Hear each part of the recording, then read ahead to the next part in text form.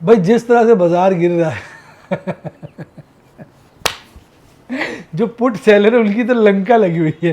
15 रुपये प्रीमियम की पुट बेचते हैं, थोड़े दिन बाद 100 रुपये, 125 रुपये, 150 रुपये जाती है। यानी 15 रुपये कमाने के चक्कर में 150 रुपये लग रहे हैं।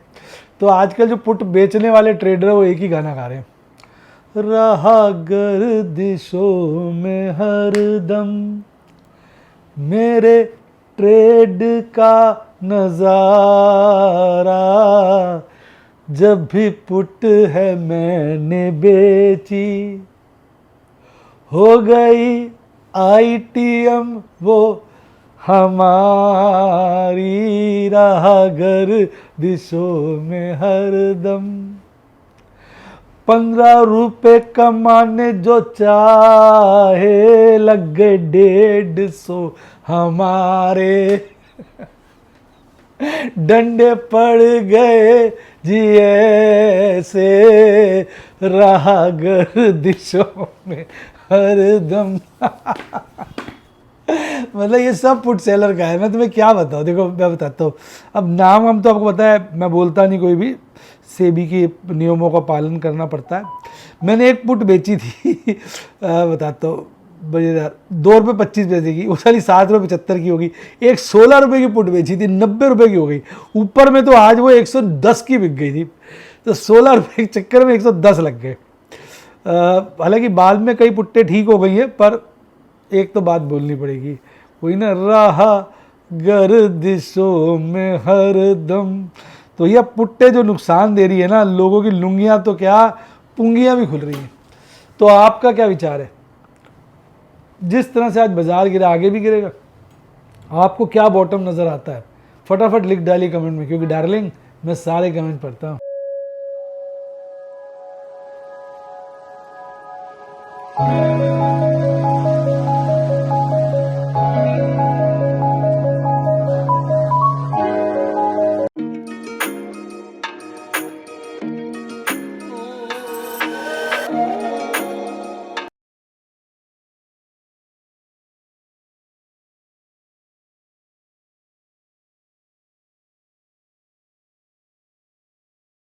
शेयर बाजार में एश्योर्ड या गारंटीड प्रॉफिट की उम्मीद नहीं रखनी चाहिए, या कभी भी किसी भी वक्त कोई भी अनएक्सपेक्टेड इवेंट की वजह से बहुत बड़ा घाटा हो सकता है, जिसके चलते आदमी की सारी पूंजी तबाह हो सकती है और वो फेल भी हो सकता है। शेयर बाजार बहुत ही खतरनाक जगह है, यहाँ एक भूल ही फाइनेंशियल तबाही के लिए काफी है। मैं केवल एजुकेशनल वीडियोस ही बनाता हूं, मैं कोई बाय सेल रिकमेंडेशन नहीं देता हूं। चर्चा किए गए स्टॉक उदाहरण के लिए हैं और खरीदने या बेचने की कोई रिकमेंडेशन नहीं है। मेरा यह मानना है कि शेयर बाजार में निवेश किसी के कहने पर नहीं करना चाहिए, बल्कि अपने रिस्क एपेटाइट और जानकारी के हिसाब से करना चाहिए। सदा याद रखें, जिसने ली टिप उसकी हुई डिप। शेयर बाजार में निवेश जोखिमों के अधीन है। निवेश करने से पहले सभी संबंधित दस्तावेजों को ध्यान से पढ़ें। हाय गाइस, आपका स्वागत है आपके अपने शो MKZ ऑक्सर इन्वेस्टमेंट इन हिंदी में। कैसे हैं आप भैया? बाज़ार बड़ा ख़तरनाक हुआ पड़ा है। आज मैं इससे बाज़ारों की आपको गिरावटें बताऊँ ना तो आप हैरान रह जाएंगे। हांगकांग गिरा 13.5%, जापान गिरा 8%, शंघाई गिरा 7.5%, SZSC कॉम्पोनेंट चाइना का इंडेक्स है 10% के लपेटे में, चाइना A50 6%। मतलब क्या बोलोगे यार, उस हिसाब से भारतीय बाज़ार तो काफ़ी सेफ थे। और इस वक्त यूरोपियन बाज़ारों की भी लगी हुई है। जर्मनी 3.25%, मिलन 3.25%, नहीं सॉरी लंदन, पेरिस 3.25, मद्रिद 4, मिलन 4, SMI स्विट्ज़रलैंड 4 से ऊपर, ओमेक्स स्टॉकहोम 3.5 ऊपर, रशिया थोड़ा कम गिरा हुआ है। और अभी कुछ संभल गए आपके डाउ जोन्स वगैरह 1% के लपेटे में गिरे हुए हैं। हालांकि आज ये पहले बड़ा बॉटम लगा चुके हैं, अब थोड़े से संभले हुए हैं। तो भैया अब मैंने तो आपसे कह दिया था इवनिंग स्टार कैंडल बन गई है, फिर हम बात करते पोल एंड फ्लैग पैटर्न की। पोल एंड फ्लैग पैटर्न जरा भी रोक दिया यार, पहले इतनी समस्याओं से निपट लूँ। बच्चे कह रहे हैं सर भी बाजार का बता दो, पोल तो हमारे फ्लैग में लग गया। तो भैया अब क्या बोले, हालत जो है ऐसी ख़राब है बाज़ार की, लोगों को समझ नहीं आ रहा क्या करें। भैया बात ये है कि शेयर बाजार जगह ही ऐसी है, यहाँ वो हो जाता है जो हमने सोचा नहीं होता। आज सुबह से लगातार फ़ोन आ रहे थे, सर हम तो सोच रहे हैं शेयर बेच दें, नीचे में ख़रीद लेंगे। मैंने कहा भाई जैसा आपका रिस्क एपेटाइट है कर लो, मैं तो किसी को बाय सेल रिकमेंडेशन देता नहीं हूँ। आप क्या कर रहे हो सर, आप क्या कर रहे हो? मैंने कहा भैया मैं तो कुछ नहीं कर रहा, मैं तो बैठा हूँ, थोड़ा बहुत सस्ता माल मिलेगा तो खरीद ही लूँगा। मेरे पास तो अब काफ़ी इन्वेस्टेड हूँ, फिर पैसे तो कम थे, फिर मैंने इधर उधर से थोड़े अरेंज करे, कुछ काम किया। अब बाजार है ही इतना भयंकर कि आदमी करे तो क्या, काटो तो खून नहीं, बांटो तो बांट नहीं। बहुत ही चिंता का विषय बना हुआ है। अब क्या है ना, अब बाजार आज रिकवर कर गया काफ़ी नीचे से, अब लोगों को लग रहा है रिकवर कर गया, अब तो बस आज बॉटम बन गया। बॉटम बनने की मैं कहूँगा प्रक्रिया शुरू हुई है। अभी तक जो गिरावट थी ना, आज एक मुझे ऐसे संकेत मिला है मेरे को पर्सनली कि बॉटम बनने का आज मुझे संकेत मिला है। लेकिन जैसा झटका आज है ना, एक दो झटके और आएंगे ऐसे, उसके बाद इंडिया विक्स काफ़ी आग बबूला हो जाएगा। आज भी बड़े दिनों बाद इंडिया विक्स आग बबूला हुआ, 50% से ऊपर बढ़ा हुआ था, शायद काफ़ी बढ़ा हुआ था इंडिया विक्स। लेकिन अभी भी इंडिया विक्स वो पकड़ नहीं है, ये करीबन 30-35 की रेंज में आना चाहिए, मुझे ऐसा लगता है। अब आप कहोगे ऐसा क्यों लगता है? दिल ने बताया और हम कह गए, कोई भी रीज़न नहीं इसका रे। अब इसका कोई रीज़न नहीं है, मेरे को लगता है कि भैया 30 का लेवल क्रॉस होना चाहिए, और मुझे लगता है कई चीज़ें उसमें से कई हो भी रही हैं और कई नहीं भी हो रही हैं।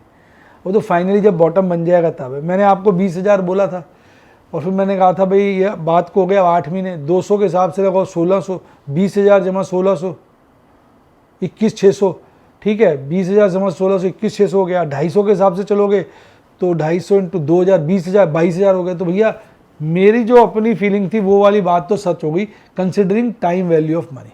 अब वो तुम मानो ना मानो, तुम्हारा है, विचार है। तो मैं तो बाकी अभी भी कौन सा बाजार में मुझे लगता है बिल्कुल बॉटम बन गया। अभी एक दो ऐसे झटके और आने चाहिए, एक तो कम से कम और आना चाहिए, अब ना आए तो पता नहीं। बाकी देखो ये भी बात सही है कि इस वक्त कभी बाजार मूड बदल सकता है, लेकिन इतना फंसाया ना, भी थोड़ा सा रुक के बाजार चढ़ेगा, इतनी जल्दी नहीं जाएगा। तो एक आध ऐसा झटका और आएगा, एक आध कोई ऐसी न्यूज़ आ जाएगी, कोई ना कोई बेयर कार्टेल ऐसी न्यूज़ निकालेगा, और फिर देखना बाजार फिर एक अच्छा बॉटम बनाएगा। और उसके बाद बाजार जब भागेगा तो एक ही गाना का, पंछी बनूं उड़ती फिरूं आज गगन में, आज मैं आज़ाद हूँ दुनिया के चमन में, निफ्टी भागी रे। तो निफ्टी तब भागेगी। हालांकि आज निफ्टी इतना नहीं रहा जितना शेयरों की वाट लगाई है, सारे शेयर 10-10% के सर्किट पे लगे हुए थे, और वो ट्रेंड भाई साहब कपड़े फाड़ दिए, 20% तक का सर्किट उसमें लग गया था। तो ये मैंने आपको थोड़ी सी भूमिका दी है। आइए बात करेंगे, आगे चलेंगे और डेटा की तरफ ध्यान लगाते हैं। चलिए साहब डेटा की तरफ चलते हैं, देखते हैं डेटा क्या कह रहा है। डेटा बहुत कुछ बोलता है डार्लिंग। आज देखिए ग्रीड हुआ है वापस, काफ़ी ज़्यादा ग्रीड है, पर अभी भी फियर नहीं आया है। अब मैं इस पर इतना विश्वास नहीं करता, फियर आना चाहिए, वो आया नहीं है। तो मुझे तो लगता है अभी बाजार और गिरेगा। अब आज यूएस डॉलर इंडेक्स बढ़ा है, नेगेटिव है, क्रूड घटा है, पॉजिटिव है, रुपया कमज़ोर हुआ है, नेगेटिव है, और आज 10 ईयर ट्रेजरी यील्ड बढ़ी है, नेगेटिव है। तो मतलब आज मिले जुले संकेत है, एक फेवरेबल है, बाकी ओवरऑल तो सब नेगेटिव। अब दो कमाल मैं आपको दिखाता हूँ जो हुआ है। 9,040 करोड़ का एफआईज ने माल बेचा, उसके अगेंस्ट 12,122 करोड़ की खरीदारी करी है डीआईज ने, 3,082 करोड़ की नेट खरीदारी। तो माल बेच कौन गया? आज रिटेल निवेशक माल बेच गया। इंडेक्स फ्यूचर भी काटे, पर स्टॉक फ्यूचर ऐड कर लिए आपके एफआईज ने। ओवरऑल एफआईज की आज बड़ी बिकवाली है, 10,000 करोड़ से ज़्यादा की। अब एफआईज की लॉन्ग इंडेक्स में तो हो गई है 25, स्टॉक में हो गई है 63। अभी भी दोनों मेरी तरफ से हायर साइड पे। आज सारे इंडाइसेस गिरे हुए थे और बहुत ज़्यादा गिर गए थे, बाद में तो रिकवर हो गए। अब जितने भी आपको दिख रहे होंगे उसमें इंडाइसेस जो हैं आज देखिए 3 से 4% के लपेटे में सब गिरकर बंद हुआ है। और इंडिया विक्स हो गया है 22.79, 65% बढ़ा है। तो ये मुझे जो लगता है ना, ये 30-35 के लपेटे में जाना चाहिए, तब जाके बॉटम इसका तैयार होना चाहिए। तो मुझे अभी लगता है कि इसमें भी और गुंजाइश है। बाकी भैया डिस्क्लेमर है, मैं फील करता हूँ गलत भी हो सकता हूँ। सारे सेक्टोरल इंडेक्स गिरे हुए थे, कोई कम या कोई ज़्यादा, पर सभी गिरे हुए थे। कहीं भी आपको हरियाली दूर दूर तक नजर आएगी। इसके बावजूद delivery, GMR airports, Britannia, CG consumer आज अप थे। गिरने वालों में 193 शेयर बढ़े हुए थे, 2448 शेयर घटे हुए थे। सही मायने में बाजार में हालत खराब। सबसे बड़ा आज का एक्सीडेंट था ट्रेंड तो 20% के सर्किट तक गिरा था, बाद में रिकवर कर गया। इनॉक्स, नैल्को, हिंद कॉपर सब की बजी हुई थी। और निफ्टी की रिटर्न फिर एक साल की नेगेटिव हो गई है। हालांकि निफ्टी ने बहुत नीचे से रिकवरी ले ली। बॉटम उसने आज 22,254 का हाई बनाने के बाद लास्ट में बनाया हाई आज का 21,783 का बॉटम बनाया, तो इस राउंड का लोएस्ट आ गया। एक शेयर सिर्फ बढ़ा हुआ था, 50 शेयर में से 49 शेयर गिरे हुए थे। बड़ा कौन सा शेयर था? एक HUL, बाकी सब गिरे हुए थे बुरी तरह से। हालांकि आज इतना गिरावट थी, आप माल तो उठा ही नहीं सकते थे। Trend, Tata steel, JSW, Hindalco, Shriram, Larsen, Tata motor आज 532 बिक गया। टाटा ग्रुप की ना ले रखी है इस वक्त बुरी तरह से, सारे शेयर टाटा ग्रुप के मर रहे हैं। और ये कैंडल देखो हरी बनी है कितनी जबरदस्त, बाजार जहां खुला वहीं जाके बंद हो गया। RSI 34 बेयरिश क्रॉसओवर बन चुका है और इतना बड़ा गैप छूट गया। अब मुझे लगता है बाजार हो सकता है अब 2-3 दिन फिर चढ़े और कहीं धीरे धीरे चढ़ता यहाँ से 400, 500, 600 पॉइंट चढ़ के फिर धड़ाम से गिर जाए। इतने बड़े फॉल के बाद हो सकता है कुछ दिन रुकावट के हों। आज अगर देखेंगे 22,161 पे बाजार बंद हुआ, मैक्सिमम पेन था 23,000 के लेवल पर, बहुत भयंकर। सेकंड हाईएस्ट था 22,000 पे। मंथली वाला भी 23,500 पे मैक्सिमम पेन था, 22,000 पे सेकंड हाईएस्ट था।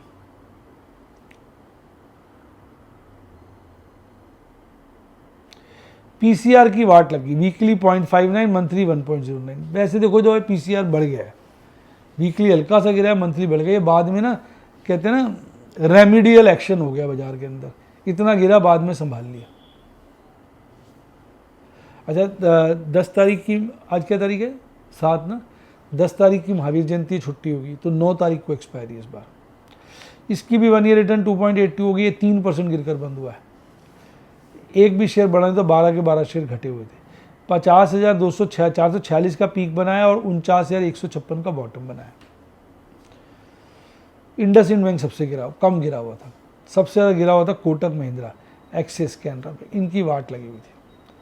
और ये अभी अब थोड़ा वीक हुआ है, 200 दिन और ये 200 दिन का मूविंग एवरेज है, ये 50 दिन का है, दोनों के नीचे बंद हुआ है, तो ये भी थोड़ा सा कमज़ोर हुआ। बेयरिश क्रॉसओवर बनने वाला, RSI काफ़ी कम हो गया, लेकिन अभी भी टेक्निकली इतना वीक नहीं है।